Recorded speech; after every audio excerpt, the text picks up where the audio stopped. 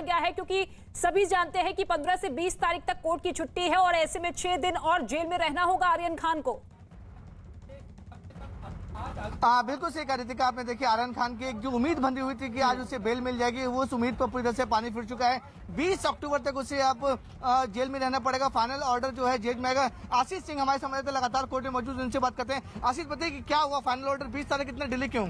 जी ये ऑर्डर है वो 5 दिन डिले इसलिए हो रहा है क्योंकि कोर्ट की पहले 3 दिन की छुट्टी है। इसके बाद जो है साथ ही साथ कोर्ट ने वक्त मांगा हुआ है इस पूरे जजमेंट को लिखने के लिए, इस पूरे ऑर्डर को लिखने के लिए। सबसे अहम बात ये है कि एएसजी अनिल सिंह ने इस पूरे मुद्दे को लेकर साफ तौर पे कहा कि कहीं ना कहीं इस पूरे मामले में इनके ऊपर कड़ी कार्रवाई होनी चाहिए, क्योंकि देश के युवा भविष्य के लिए जो है एक मैसेज जाएगा ताकि वो इन सब चीज़ों की तरफ आकर्षित ना हो। लेकिन हालांकि जो आर्यन खान के वकील थे उनकी तरफ से साफ तौर पे प्रतिपक्ष रखा गया कि अगर इन्हें भविष्य की चिंता है, कहा जा रहा है कि महात्मा गांधी की जन्मभूमि है, वहाँ पे इस सब चीज़ों को नहीं बढ़ावा देना है, तो उसके साथ ही साथ संवैधानिक और मूलभूत अधिकार भी लोगों को दिए गए हैं जिसके तहत ये बेल मिलनी चाहिए। इसके अलावा चैट्स को लेकर भी कई सवाल खड़े हुए थे, जिन्हें लेकर कहीं ना कहीं जो है एएसजी ने सवाल खड़े किए कि इंटरनेशनल सिंडिकेट से आर्यन खान जुड़े हुए हैं, साथ ही साथ बाकी आरोपी जुड़े हुए हैं, एक कॉमन जो है इंटेंशंस के तहत ये लोग क्रूज पर पहुंचे हुए थे। ये सारे सवाल खड़े किए गए थे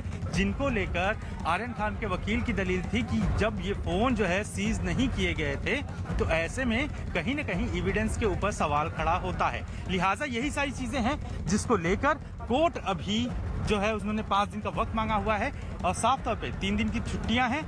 लिहाजा अगले 2 दिन, 3 दिन की छुट्टियों के बाद जो 2 दिन बचेंगे उसमें जो है वो इसके फाइनल ऑर्डर को ड्राफ्ट किया जाएगा। यानी कि अगले 5 दिन आर्यन खान, अरबाज मर्चेंट और साथ साथ मुनमुन धमेचा, ये तीनों ही सलाखों के पीछे रहेंगे। एनसीबी की कहीं ना कहीं जो कोशिश थी नकेल कसने की, वो कहीं ना कहीं साबित होती हुई दिख रही है। अच्छा, इसमें पूरे कोर्ट में दिखाया गया था कि एएसजी पूरी कोशिश कर रही है। इंटरनेशनल सिंडिकेट है, व्हाट्सएप है, उसमें लिंकअप दिखाया जा रहा है कि इंटरनेशनल ड्रग सिंडिकेट। इसके बारे में एएसजी ने कोर्ट में क्या कहा? एएसजी ने साफ तौर पे कहा कि जो इंटरनेशनल सिंडिकेट है उससे जुड़ा हुआ है आर्यन खान, साथ ही साथ अरबाज मर्चेंट, इसके अलावा 17 नंबर का जो आरोपी है अचित, उससे जो है आर्यन खान की सप्लाई होती थी। इसके अलावा एक इंटरनेशनल ड्रग सिंडिकेट से लगातार टच में थे और कुछ ट्रांजेक्शन्स भी हुए हैं जिसके चैट कल ही जो है वो एएसजी ने कोर्ट के सामने सबमिट किए हुए थे और साफ तौर पे पेश किया हुआ था और साफ तौर पे कहा था कि ये इंटरनेशनल सिंडिकेट की कड़ियों को खंगाला जाना जरूरी है। एमईएस जो है वो संपर्क में है इस वक्त जो है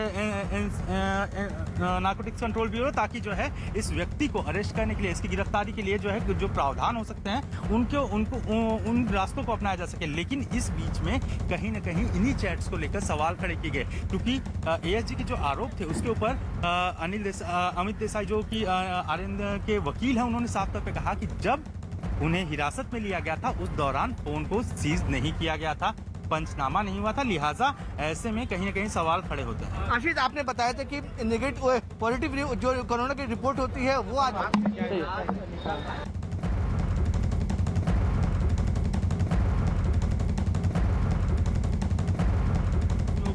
क्वारंटीन बैरक है उसमें रखा गया हुआ था और कल उनका कोरोना टेस्ट करवाया गया था और आज तड़के सुबह उनकी रिपोर्ट आ गई थी, जिसके बाद दोपहर को ही उन्हें क्वारंटीन बैरक से हटाकर आम कैदियों के बीच में लाकर रख दिया गया है। जो जानकारी हमारे पास लेटेस्ट सुबह का आई थी कि दोपहर तकरीबन 3 बजे। और क्या कुछ हुआ आज कोर्ट में? आज कोर्ट में एएसजी सर ने आर्ग्यूमेंट शुरू किया। उनका जो कल जहां पे रुका था वहां से उन्होंने आर्ग्यूमेंट शुरू किया और उसके बाद बहुत से जजमेंट्स दिए, बहुत से साइटेशंस दिए, जिसके ऊपर एएसजी सर ने कोर्ट को ऐसा कन्विंस करने की कोशिश की है कि ये सारे जो अक्यूज्ड है वो एक कॉन्स्पिरेसी में रिलेटेड है। तो ये कॉन्स्पिरेसी प्रूव करने के लिए और इन सब का कैसे कनेक्शन है ये प्रूव करने के लिए सारे जजमेंट्स दिए गए थे। उसके ऊपर फिर अमित देसाई सर ने रीबटल में उनके सारे जो पॉइंट्स थे उनको काउंटर करते हुए बहुत सारे जजमेंट साइट किए, जिसमें ऐसा देखा जा रहा है कि प्राइमा फेसी अगर कोई एविडेंस नहीं है कॉन्स्पिरेसी का, तो वो ये स्टेज पे प्राइमा फेसी एविडेंस करके नहीं गिना जाएगा और उसके लिए बेल में कोई बाधा नहीं होनी चाहिए। बेल में कोई बाधा नहीं होगी, लेकिन जो आर्ग्यूमेंट्स के दौरान जो इम्पोर्टेंट सवाल आया था और जो पॉइंट मुद्दा उठा था वो था इंटरनेशनल ड्रग ट्रैफिकिंग, जिसको लेकर एएसजी काफ़ी एम्फेसिस दे रहे थे, काफ़ी कुछ बोल रहे थे। उसको किस तरह आप लोगों ने टैकल किया और क्या दलीलें थी? जी, उसके लिए यही था कि हमारा पहले दिन से यही कहना है कि ये जो आर्यन और अरबाज से जो रिकवरी है एलिज रिकवरी जो बोल रहे हैं वो इंडिपेंडेंट रिकवरी है, उसका और बाकी लोगों का कोई भी संबंध नहीं है। बस यही पॉइंट को आगे बढ़ाते हुए अमित देसाई सर ने आज जो आर्ग्यूमेंट्स किए हैं, जो दलीलें पेश किए गई है, जो साइटेशंस दिए गए हैं, उससे ये सुप्रीम कोर्ट का, ऑनरेबल सुप्रीम कोर्ट का यही कहना है कि अगर तुम्हारे खिलाफ कोई एविडेंस नहीं है तो उसको बेल देनी चाहिए। एएसजी ने जो व्हाट्सएप चैट्स है उसको भी स्पेसिफिकली कहा है कि उसमें जिस तरह की बातचीत कही है और वहीं से कहीं ना कहीं कनेक्शन जो निकल के आ रहा है, उसके डिफेंस में क्या तर्क दिया गया? व्हाट्सएप चैट्स पे इतना ही कहना है कि उनके पास से तो पहले जो हमारे पास से जो फोन लिए गए हैं, ऐसा उनका कहना है, उसके लिए उनके पास कोई भी डॉक्यूमेंट्री या कंटेम्पोरेनियस रिकॉर्ड नहीं है।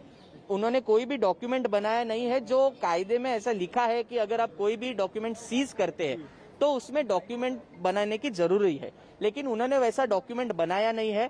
और दूसरी बात, जैसे पॉइंट आउट किया है कोर्ट में कि जो लैंग्वेज जो यूज की है वो ऑर्थोडॉक्स इंग्लिश वाले, बिल्कुल तमाम तरह के जो सबूत थे वो इस बात की तस्दीक करते हैं कि साजिश में शामिल थे ये सभी अक्यूज्ड, और ऐसे में 20 तारीख तक के लिए फैसला सुरक्षित रख लिया गया है। विवेक का हम रुख कर लेते हैं। विवेक, अब क्या संभावना है, क्योंकि 6 दिन के लिए अब वो जेल में ही रहेंगे, क्या